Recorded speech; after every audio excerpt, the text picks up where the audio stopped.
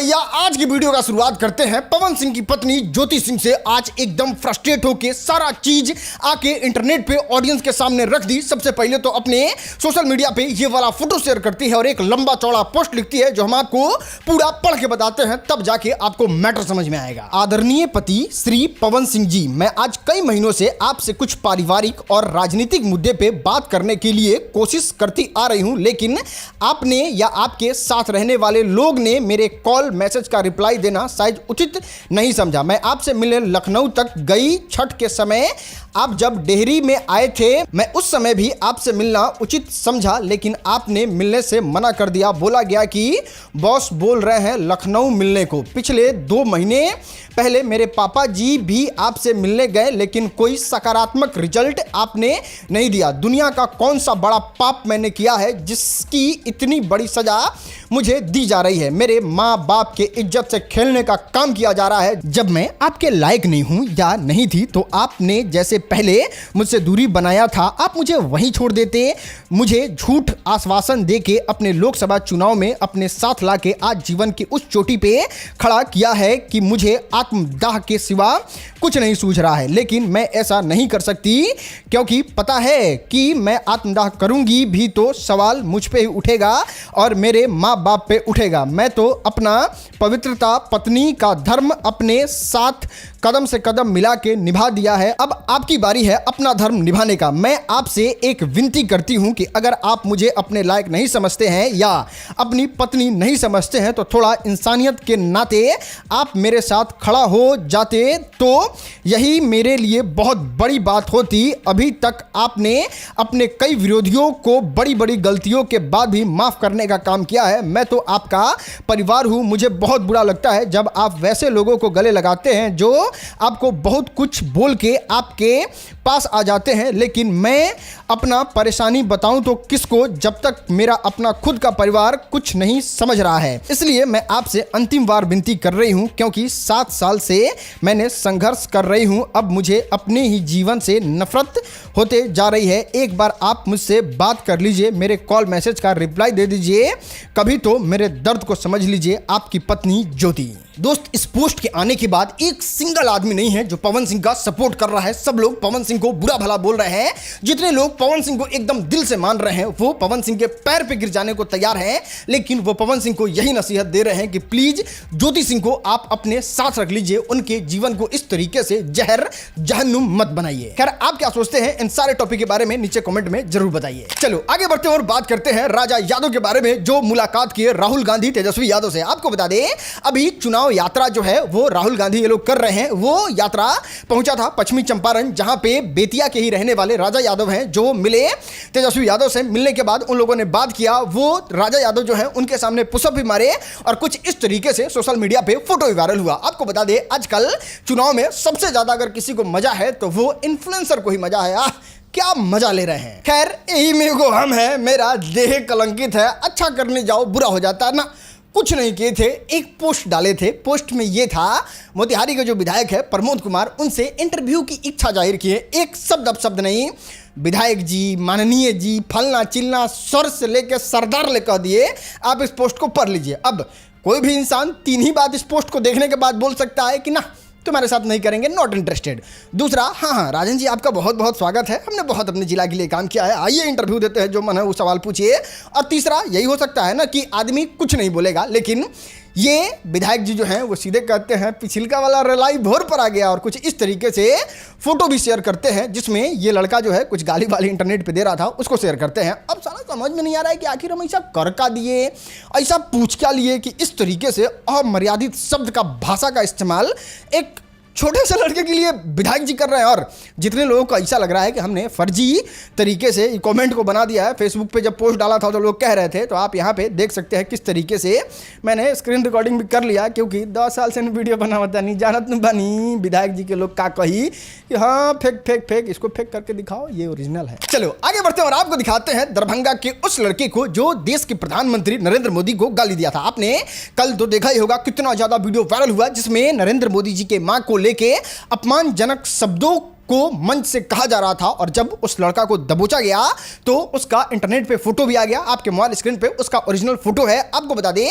जैसे ही ये पकड़ाया, लोग पक्ष हो या विपक्ष, सब लोग यही बात कह रहा था कि ना, इसको बेल्ट ट्रीटमेंट मिलना चाहिए बहुत अच्छे तरीके से, ताकि इसको समझ में आ जाए कि किस तरीके से बड़ों का आदर करते हैं और किस तरीके से देश के प्रधानमंत्री के लिए शब्दों का उच्चारण करते हैं। लेकिन इसमें कुछ लोग मीडिया वाला को भी धर लिए और कहें कि जब इसका ट्रीटमेंट हो ही रहा है तो थोड़ा ट्रीटमेंट का 1% भाग मीडिया वाले की तरफ भी घुमा देना चाहिए, क्योंकि मीडिया वाले का पोस्ट देखिए किस तरीके से पोस्ट कर रहे हैं इस कांग्रेस के कार्यकर्ता के लिए। पता ना बिहार से ही क्या दिक्कत है नेशनल मीडिया वाले को। नहीं, आप खुद देखो ना, यहां पे क्लियरली आराम से मेंशन किया जा सकता था कांग्रेस के कार्यकर्ता, या फिर यह भी लिखा जा सकता था मोहम्मद रिजवी, लेकिन ये एकदम शुद्ध शब्दों में लिखते हैं बिहार का आदमी जो मोदी जी को गाली दिया। अरे पत्रकार साहब, लिखने से पहले थोड़ा सोच लिया कीजिए, बिहारी तो बाद में था, पहले वो कांग्रेस का कार्यकर्ता था, मोहम्मद रिजवी था। उसारा को छोड़ के बिहार को लगे टीआरपी के लिए हेट देने और नफरत फैलाने। चलिए दोस्त, आगे बढ़ते और बात करते हैं बाबा खान, विशाल सिंह और पवन सिंह के कंट्रोवर्सी के बारे में। फाइनली इस कंट्रोवर्सी का द एंड हो गया। आपको बता दे, वो जो विशाल सिंह को बाबा खान मां बहन का इतना इतना गंदा गंदा गाली दिया था, विशाल सिंह के मां के प्राइवेट पार्ट के बारे में इस तरीके से आके खुले मंच से बोला था, वो कुछ बड़ा इशू नहीं था। वो बाबा खान जो है वो विशाल सिंह का बड़ा भाई था, जिसकी वजह से बाबा खान गाली दे दिया। इसके लिए विशाल सिंह को 1% भी बुरा नहीं लगा। इतना ही नहीं, आपको बता दे, पवन सिंह को लेके जो इतना भयानक भयानक टिप्पणी कर रहा था, आपको पता है पवन सिंह से बहुत बड़ा है बाबा खान, इसके वजह से, मतलब उम्र में बड़ा है, इसके वजह से वो मामला शॉर्ट हो गया। और सही बात है भाई, 2 बर्तन रहेगा तो लड़बे करेगा। और उसमें भी सबसे इंपॉर्टेंट, आज हमको पता चला है कि इतना प्यार था, नहीं तो गाली उली सुन के तो हमको लग रहा था कि मिलेगा तो जवाब दिया जाएगा, लेकिन ना। देखो वीडियो। एक घर में 2 बर्तन है तो लड़ते ही आवाज आती है। इस बात को यहीं पे खत्म कीजिए। ये हम लोग के बड़े भाई हैं, और पवन वैसे भी बहुत बड़े हैं एज में, वो फिजिक वैसी है कि किसी को। चलो दोस्त, आगे बढ़ते और आपको दिखाते हैं भयंकर वाला लड़ाई ना। भारतीय जनता पार्टी और कांग्रेस के कार्यकर्ता में एकदम हुमच के लड़ाई हुआ, और लड़ाई छोटा मोटा नहीं हुआ। लेकिन उससे पहले थोड़ा सा कॉन्टेक्स्ट दे देते हैं। अगर राहुल गांधी को मोदी जी के बारे में बात करना होता है तो वो मोदी के आगे जी लगा के बोलते हैं, वही मोदी जी को अगर बोलना रहता है तो वो राहुल जी बोलते हैं। लेकिन कार्यकर्ता अलग जोश में रहते हैं भाई, वो जा रहे होते हैं, अपना रैली वैली होते रहता है, तो भारतीय जनता पार्टी और कांग्रेस वाले एक साथ एक जगह मिल जाते हैं। फिर होता है टोना टोनी, और उसके बाद जो मार होता है, दे झंडा, दे बॉक्सिंग, दे पिटाई। और इस वीडियो को वायरल करके सब लोग कह रहे हैं तो बिहार में महाभारत का मैं लहर तो चला था चुनाव के लेके। चलो दोस्त, आगे बढ़ते और आपको दिखाते हैं मृदुल तिवारी का ऐसा हरकत जिसको देखने के बाद लोगों को बिल्कुल अच्छा नहीं लगा, और लोग कह रहे हैं ना ना ना, मृदुल भाई यही गलती कर दिए, इतना ज्यादा चाटुकारिता तो एल्विस यादव भी नहीं किया था। आपको बता दें, जब मृदुल तिवारी जो है वो सलमान खान के साथ मुलाकात किए तो जाके सीधे पैर में गिर गए, और ये तस्वीर इंटरनेट पे वायरल हो गया। अब इस तस्वीर को लेके लोग उनको हेट कर रहे हैं कि पक्का और बड़ा सनातनी बनने वाला मृदुल तिवारी आज जाके सलमान खान के पैरों में पड़ा हुआ है इस तरीके से। आपको बता दें, पैर में पड़ना, इस तरीके से फोटो आ जाना बहुत बड़ी बात नहीं है। अगर कोई बड़ा होता है तो उसको रिस्पेक्ट दे देते हैं। लेकिन आपको बता दें, मृदुल तिवारी जो है वो ब्राह्मण समाज से आते हैं, और इनके समाज के लोगों का मानना है कि ब्राह्मण जो हैं वो पूजनीय होते हैं, वो किसी के पैर में इस तरीके से नहीं गिरते हैं। और इसको ही लेके मृदुल तिवारी जो है वो अब इंटरनेट पे ट्रोल हो रहे हैं। आप नीचे कमेंट में बताओ, मृदुल ने इस तरीके से सलमान खान के पैर में गिर के सही किया या फिर गलत। चलो दोस्त, आगे बढ़ते और आपको दिखाते हैं भ्रष्टाचार ऑन पीक ना। यहाँ पे ऐसे ऐसे लोग हैं, इतने भ्रष्ट करप्ट लोग हैं कि अगर इनको छोटा सा मौका मिल जाए तो ये पूरा देश को दीमक की तरह चाट जाए। अब क्या हुआ है वो हम आपको बताते हैं। मध्य प्रदेश के एक ग्राम पंचायत में एक फोटोकॉपी करवाना था। अरे वही 2 पेज का फोटोकॉपी, आगे पीछे नहीं होता है, वही वाला फोटोकॉपी जो आमतौर पे 2 रुपया में हो जाता है। लेकिन इस कहानी में ट्विस्ट ये है कि जब इसका सरकार के पास बिल भेजा गया पैसा मंगाने के लिए, तो कहा गया 1 पेज कॉपी करने में, फोटोकॉपी करने में पूरा लगा है 4000 रुपया। और ये है आपके मोबाइल स्क्रीन पे उस 4000 में 2 पेज फोटोकॉपी करने का बिल। अब आपसे सीधा एक लाइन में एक ही सवाल है, नीचे कमेंट में बताओ कि आखिर कौन से इंक का इस्तेमाल किया गया होगा उस जीरोक्स को करने के लिए। आपका ऑप्शन आपके सामने नहीं है, अपने दिमाग से जवाब दो। चलिए आगे बढ़ते हैं और आपको दिखाते हैं शिल्पी राज को। आपको बता दें, आज से कुछ दिन पहले इनका इंस्टाग्राम अकाउंट डिलीट हो गया था। अब जैसे ही इनका अकाउंट वापस आया, ये एकदम बच्चे की तरह उछल उछल के खुश होने लगी। क्या था वो वीडियो मंजर आप देखिएगा, आपको भी लगा कि अरे यार शिल्पी राज एकदम बच्ची सी है यार। पहचान अरेंज करना पड़ता है ना, हम लोग 15 आ गया मेरा